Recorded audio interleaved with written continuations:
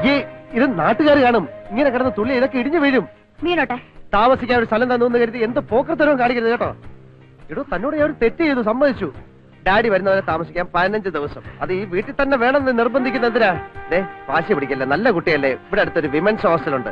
15 ദിവസത്തെ കാര്യമല്ലേ ഉള്ളൂ.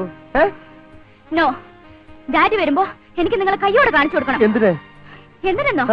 എനിക്ക് എന്തെങ്കിലും സംഭവിച്ച ചൂണ്ടിക്കാണിക്കാൻ. അതിന് ഉത്തരവാദി നിങ്ങളാണെന്ന് പറയാൻ. താൻ ഉദ്ദേശിക്കുന്ന പോലെ ഒന്നും നടന്നിട്ടില്ല.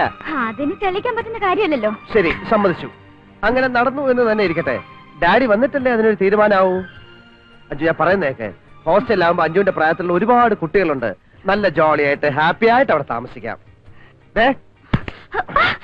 ഇത്രയും ഞാൻ മര്യാദയ്ക്ക് പറയുന്നു. ഇനി മര്യാദ അല്ലാത്ത ഭാഷ വേണമെങ്കിൽ അങ്ങനെ ഞാൻ പറയാം. എന്തായാലും ഇന്ന് ഇവിടുന്ന് ഇറങ്ങിയേ പറ്റുള്ളൂ. കൊന്നുകളെ ഞാൻ കേട്ടോ.